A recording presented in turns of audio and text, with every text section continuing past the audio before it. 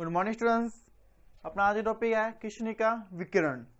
Last topic में अपने ने बात की थी कृष्णिका क्या होती है, ब्लैक बॉडी के बारे में बात की थी अपने ने, और इसे थोड़ी बहुत अपने बात कर ली थी ब्लैक बॉडी बनती कैसी है, उसके बारे में आज बात करते हैं अपने। अगर आपने वो मेरी वीडियो नहीं देखी है तो आपको डिस्क्रिप्शन बॉक्स में लिंक मिल जाएगा, आप वहां जाके वो वीडियो देख सकते हो। तो हम लास्ट टाइम वहां तक बात की थी कि अपने कोई ब्लैक बॉडी है, कोई क्वार्टर होता है,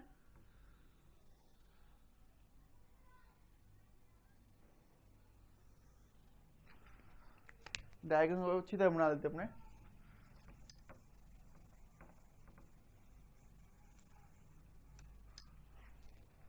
कोई भी गोल काटर है,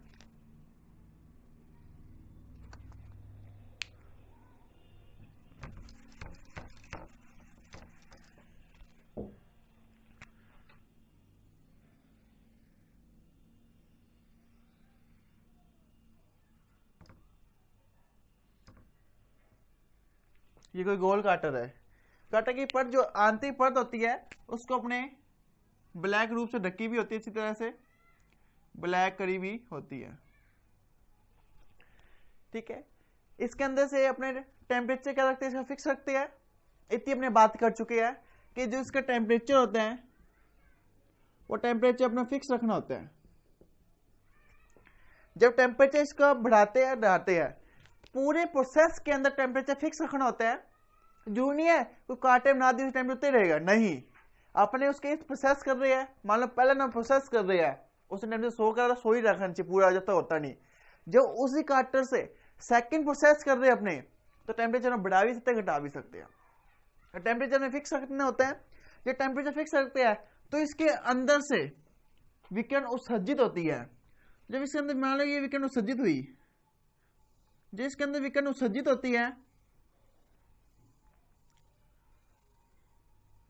तो विकिरण उत्सर्जित होने के कारण इसमें आंतरिक परावर्तन और अपवर्तन होता है। इसके अंदर क्या है, विकिरण का आपस में टकराएगी। जो अंदर की परत क्या है, पूरी ब्लैक रखी हुई है, अंदर की परत पूरी ब्लैक रखने के कारण वो आपस में टकराती है। आंतरिक परतों से टकराएगी, गोल है, इधर से जाएगी उधर, जिस आसान संरचना बना के यही बना को अंदर टकराती है, परावर्तन होता है, अपवर्तन होता है। और इसी प्रोसेस को अपने ब्लैक बॉडी कहते हैं। इसी प्रोसेस को अपने जब इसके अंदर आंतरिक परावर्तन होता है, अपवर्तन होता है, जब अपने छोटा सा छिद्र रखा हुआ जो अपने ने, इस छिद्र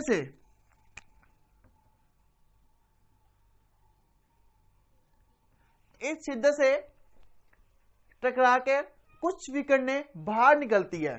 जो विकिरण बाहर निकलेगी उस विकिरण को अपने कृष्णिका विकिरण कहते हैं।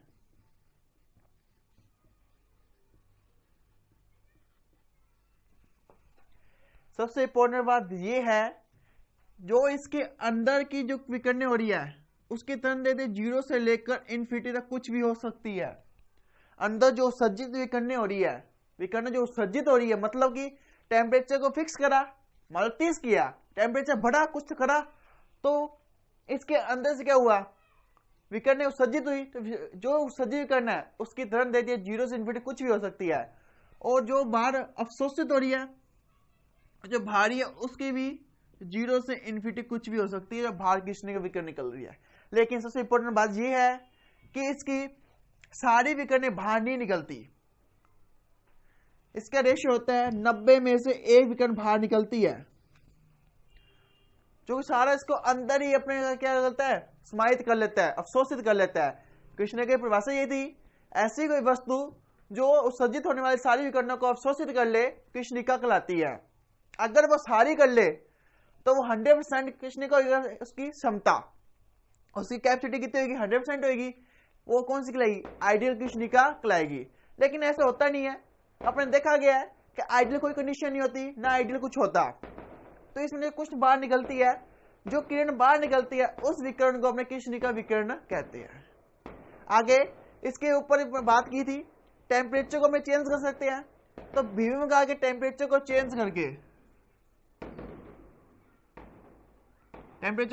करके इसकी जो तरंगदैर्घ्य लैम्डा है और स्पेक्ट्रम में उत्सर्जन क्षमता,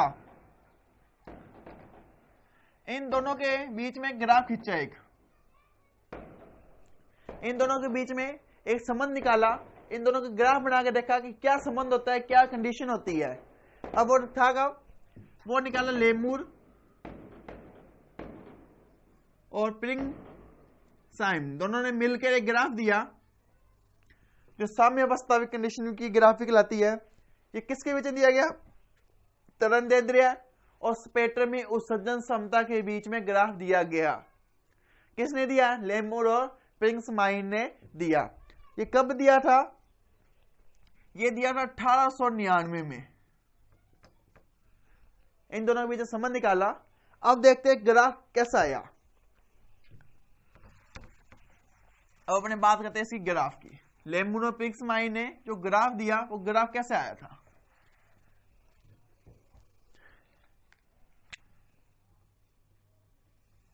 यहां से अपना मेन टॉपिक स्टार्ट हो जाता है। एक कंडीशन हमने लैम्डा रख लिया, एक में हमने स्पेक्ट्रम में उत्सर्जन क्षमता ई लैम्डा रख लिया। शुरू में जब टेम्परेचर कम रखते हैं, लगभग 100 के आसपास टेम्परेचर होता है केल्विन में, तो इसका ग्राफ लगभग ऐसा आता है। या टेम्परेचर बढ़ाते हैं, इसका 200 के आसपास रखते हैं, तो इसका ग्राफ लगभग ऐसा आता है। और बढ़ाते हैं,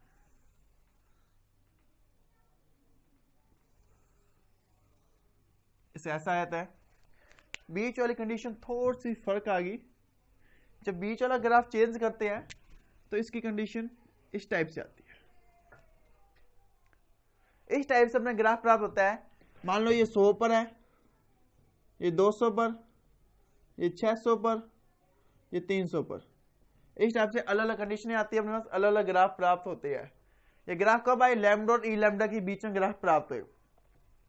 मान लो कि पहली प्रोसेस हुई, तो पहली प्रोसेस के पूरे होने के तक, देखो पूरे होने तक 100 डिग्री केल्विन नहीं है, बीच में टेम्परेचर चेंज नहीं हुआ। सेकंड प्रोसेस में टेम्परेचर चेंज कर दिया, थर्ड में कर दिया, फोर्थ में कर दिया। अब देखो, अब एक ग्राफ दिया, ये ग्राफ किसने दिया, लेमूर और प्रिंगसाइम दोनों ने मिलकर दिया 1899 में।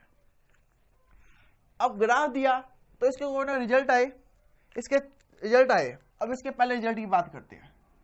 तो जो भी ग्राफ प्राप्त होता है वो सतत वर्कर प्राप्त होता है, सतत ग्राफ प्राप्त होता है। पहला रिजल्ट क्या है कि जो भी ग्राफ प्राप्त होगा वो ग्राफ कैसा होता है, सतत होता है। सतत मतलब होता है ग्राफ बीच में से टूटता नहीं है। देखो कोई भी ग्राफ बीच में टूट रहा है, नहीं टूट रहा, तो वक्र कैसा है, सतत है। सेकंड ये है,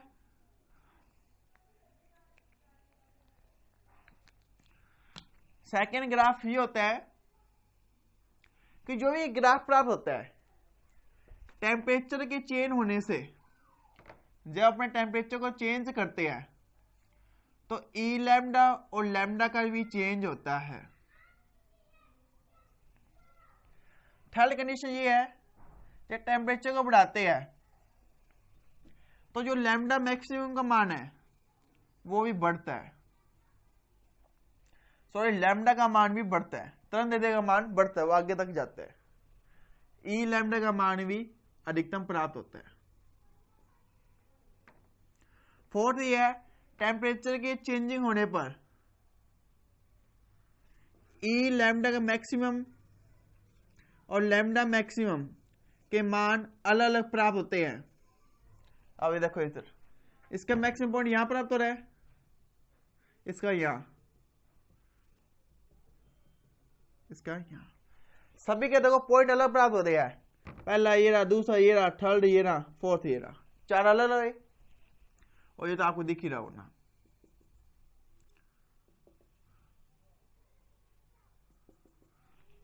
सबके ई लैम्डा मान अलग आए और लैम्डा का मान भी अलग प्राप्त हो रही है। टेम्परेचर चेंज वही हुआ।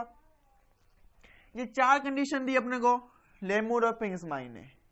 पांचवा रूल ये था, जो लैम्डा मैक्सिमम का मान है उस समानुपाती होता है 1/T, टेम्परेचर के व्युत्क्रमानुपाती होता है। ये किसने दिया, ग्राफ से ये यूज हुआ। जब आगे और वैज्ञानिकों ने इसका एक्सपेरिमेंट किया तो रेले और जिन्स नामक वैज्ञानिक आया था जिन्होंने ये संबंध दिया। तो देखो लैम्डा मैक्सिमम T= एक कांस्टेंट आएगा।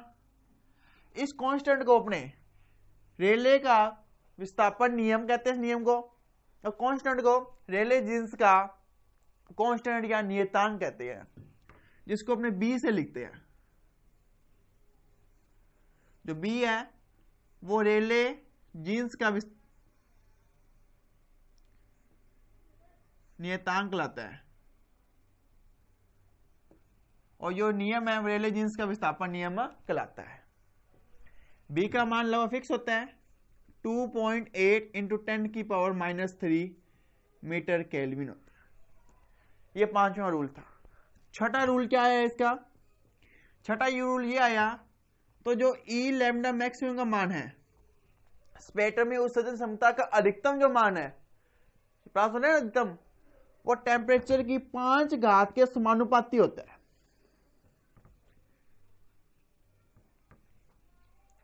सॉरी बीच में मिस्टेक होगी, ये वीन का विस्थापन नियम है, वीन का विस्थापन नियम है, और जो ये नियम है वो रेले जीन्स ने दिया था।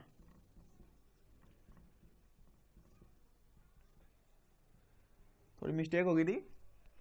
लैम्डा मैक्सिमम समानुपाती 1.0 ये नियम है वीन का विस्थापन नियम, और ये वीन का नियतांक कहलाता है 2.8 10⁻³ मीटर केल्विन, इसका नियतांक होता है। और जो लैम्डा मैक्सिमम मतलब अधिकतम उत्सर्जन क्षमता टेम्परेचर की 5 घात के समानुपाती होता है, ये नियम कहलाता है रेले जीन्स का नियम कहलाता है। ये दो अलग नियम दिए, 4 नियम लेमो-पिंक्समाइन ने दिए, और ये 2 नियम रेले जीन्स ने दिया, ये और ये दिया वीन ने।